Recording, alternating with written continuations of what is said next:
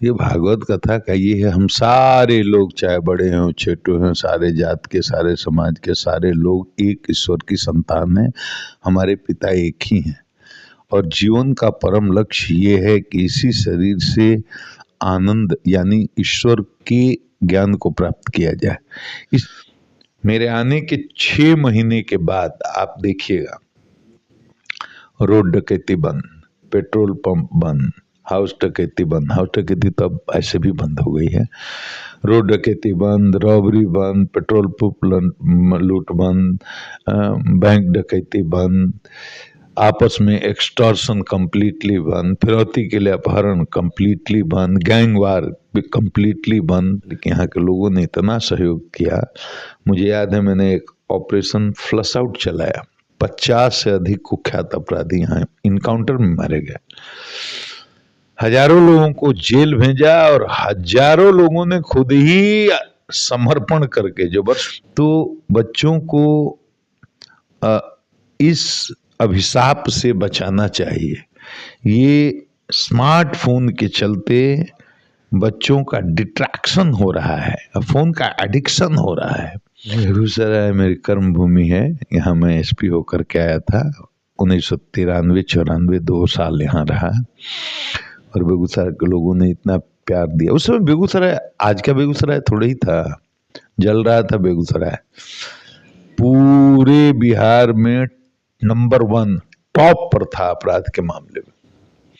इतना गैंग वार होता था, इतना एक्सटॉर्शन होता था, गोलियां चलती थीं, मर्डर्स होते थे आपस में गैंग्स के। बहुत बड़ी चुनौती थी उस सरकार के लिए। सोलो श्रृंगार करके मैया सोने के थाली में आरती सजा करके जैसे आरती करने आई, चरणों पर घुमाया, चेहरे पर जैसे आरती की और भगवान ने जैसे दहाड़ा तो पूरा आरती की थाल फेंक करके दैया मैया करते हुए भागे। बाप रे बाप, ऐसा क्रोधा अवतार भगवान का ये अवतार, तो ये रूप तो हमने भी नहीं देखा था।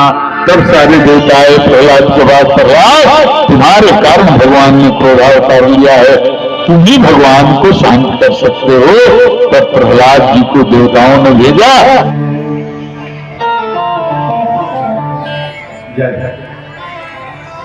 ये भगवान के बड़ी। नमस्कार, आप देख रहे हैं बेगूसराय खबर, हमें सौरभ कुमार। अभी हम मौजूद हैं किसावे गांव में। जैसा कि आप लोग जानते होंगे, एक हमारे ऐसे जुड़े हैं जो आप पहचानते होंगे, जानते होंगे। आज नहीं, बहुत वर्षों से इनका गृह क्षेत्र भी कहा जाता है। अभी हम इनसे इंट्रो आपको करवाते हैं। अभी हमारे साथ हैं आचार्य श्री गुप्तेश्वर जी, जो कि केसावे गांव में आए हुए हैं और भागवत कथा, जो साप्ताहिक भागवत कथा का आयोजन किया गया है, यह कथावाचक के रूप में यहाँ पे हैं। आइए इनसे बातचीत करते हैं। सबसे पहले हमारे चैनल में आपका स्वागत है आचार्य जी। नमस्कार जी। बताइए, ये जो आप साप्ताहिक या हम आपको देखते हैं कि कथा करते हैं, ये भागवत कथा का क्या संदेश आप जन जन तक पहुंचाना चाहते हैं? ये भागवत कथा का ये है, हम सारे लोग चाहे बड़े हों छोटे हों, सारे जात के, सारे समाज के, सारे लोग एक ईश्वर की संतान हैं। हमारे पिता एक ही हैं और जीवन का परम लक्ष्य ये है कि इसी शरीर से आनंद यानी ईश्वर के ज्ञान को प्राप्त किया जाए। इसी शरीर से 84 लाख भोग योनियां हैं, उसमें एक यही कर्म योनि है। तो इसी शरीर से उस परम आनंद को प्राप्त किया जाए। हम सारे लोग आपस में बराबर हैं, ईश्वर की संतान हैं। आपस में प्रेम, सौहार्द, भाईचारा, एकता बना करके रहना चाहिए। समाज को सजा कर रखना चाहिए। शास्त्र निषिद्ध कर्म नहीं करना चाहिए।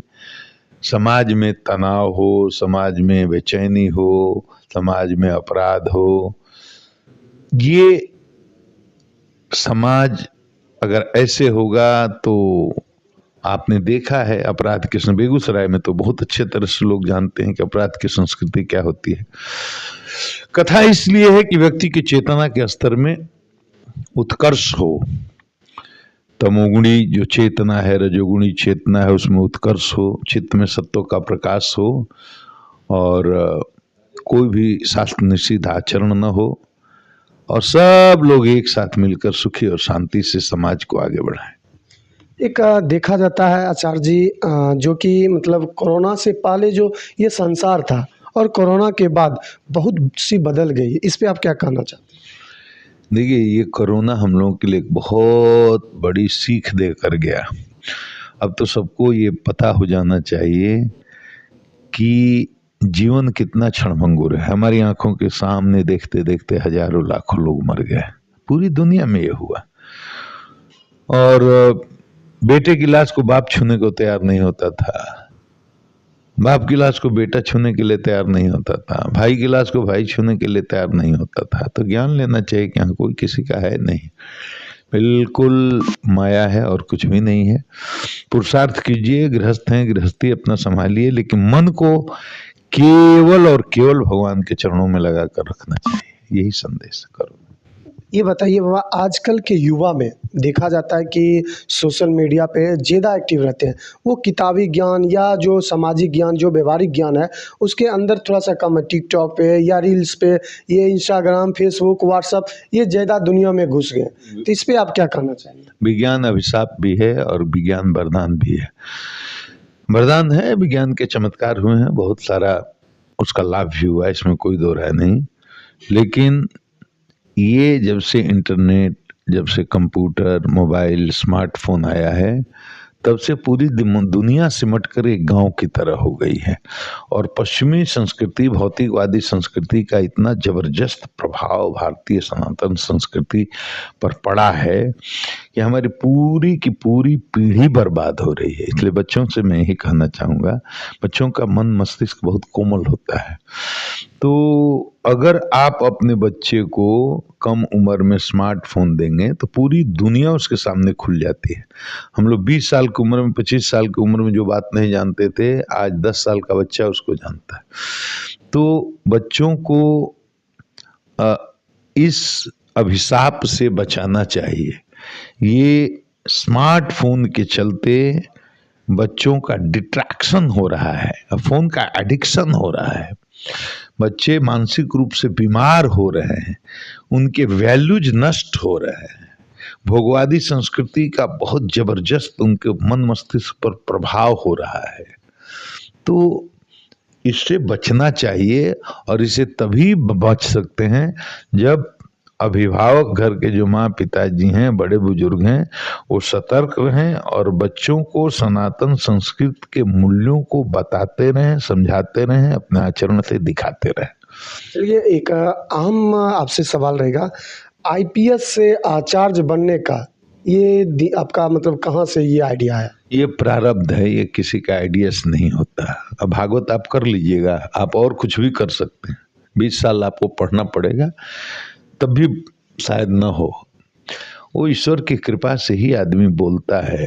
आपको खड़ दर्शन का ज्ञान होना चाहिए, न्याय का, सांख्य का, वैशेषिक का, मीमांसा का, वेदांत का, 18 पुराण का। इसके बाद में बहुत कुछ सीखना होता है, इतना आसान भी नहीं है। ये पूर्व जन्म का ये कुछ होगा, प्रारब्ध होगा। ठाकुर जी को कृपा करनी थी, उन्होंने बुला लिया, खींच लिया अपनी शरण में। आइडिया आने से क्या होगा? ये ईश्वर की कृपा ही से मैं मानता हूँ और कुछ नहीं मानता। अच्छा, ये बताइए, बेगूसराय आपकी कर्म भूमि, जन्मभूमि, या क्या भूमि को आप मानते हैं बेगूसराय? ये बताइए। बेगूसराय मेरी कर्म भूमि है। यहाँ मैं एसपी होकर के आया था 1993-94, 2 साल यहाँ रहा, और बेगूसराय के लोगों ने इतना प्यार दिया। उस समय बेगूसराय आज का बेगूसराय थोड़ा ही था, जल रहा था बेगूसराय। पूरे बिहार में नंबर 1 टॉप पर था अपराध के मामले में। इतना गैंगवार होता था, इतना एक्सटॉर्शन होता था, गोलियां चलती थीं, मर्डर्स होते थे आपस में गैंग्स के। बहुत बड़ी चुनौती थी उस सरकार के लिए।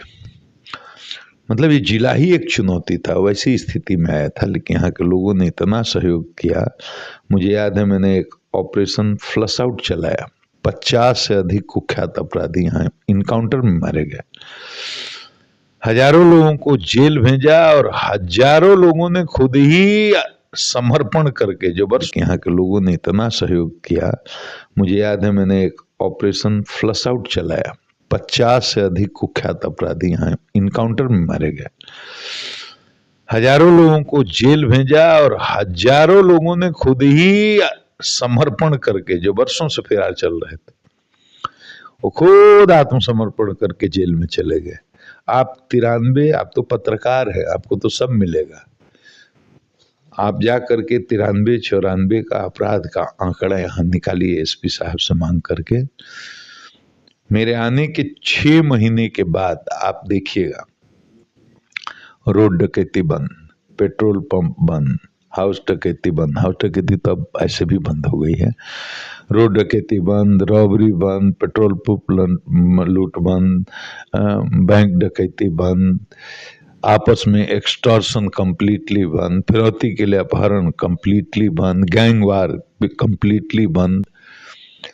रात में 12 बजे कोई महिला सोने का चेन पहन करके और गहना पहन करके शहर में घूम सकती थी। ये सब तो फिल्मी स्टोरी जैसा लगता है। मुझे भी नहीं लगता है उस जमाने में जो कहा जाता है कि पूरी तरह से पूरे बिहार में अव्यवस्था थी, कोई लॉ एंड ऑर्डर था ही नहीं। 90 का दशक इतना खराब था। उस समय बेगूसराय ये था, तो उसमें मेरी कोई प्रशंसा नहीं है, मेरी कोई बड़ाई नहीं है। बेगूसराय के लोगों के प्यार और भरोसा के कारण, उनके सहयोग के कारण ये सब हुआ। 50 लोग मारे गए, अपराधी लोग मारे गए, हजारों हजार लोग जेल गए, पूरे जिले में अमन चैन था। कोई अपराधी ये बोल नहीं सकता था कि हम अपराधी हैं, कोई सगा संबंधी उसका बोल नहीं सकता था कि उससे हमारा परिचय भी है। बहुत अच्छा समय था, बहुत याद आया है। आप 93-94 का आपराधी का आंकड़ा देखेंगे तो आपको पता चलेगा। वैसा न उसके पहले था न आज तक हो पाया, क्योंकि जनता जिस तरह से उस समय जागी थी वैसे आज नहीं जगी है, उसके पहले भी नहीं जगी थी। जनता चाहे तो सब कुछ हो सकता है आज भी। अच्छा ये बताइए, बेगूसराय पहले तो मतलब कुख्यातों का कहा जाता है, क्योंकि बिहार लेवल पे टॉप आपने कहा था कि यहाँ बेगूसराय जो था रेड मतलब इलाका जोन में था ना। तो ये बताइए अब पहले और अब में क्या मतलब कुछ फर्क बेगूसराय कुछ आपको अलग से दिख रहा है या नहीं? देखिए, मूल्यों में बहुत गिरावट आई है, ये हमको दिख रहा है।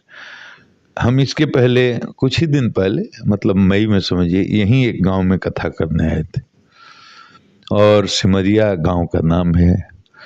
हमारे राष्ट्र कवि स्वर्गीय श्री रामधारी दिनकर का गांव है वो। इतनी बड़ी हस्ती, इतना बड़ा व्यक्तित्व, उस गांव को मैं पहले भी जानता हूँ, पहले भी जानता था। लेकिन उस गांव में हमको 7 दिन बिताने का मौका मिला, वहाँ कथा भी था, तो बहुत बदल गया है सिमरिया। तो इस तरह का बदलाव तो हर जगह हुआ है, बहुत बदल गया। पहले के लोगों में अभी के लोगों में बहुत फर्क है। पहले मूल्यों के प्रति लोगों की प्रतिबद्धता ज़्यादा थी, अब कम हुई है। मूल्य टूट रहे हैं, संस्कारों का क्षरण हो रहा है। सबको जागरूक होकर के इसको बचाना चाहिए। संकेत में तो इतना ही कर सकता हूँ। बहुत बहुत धन्यवाद।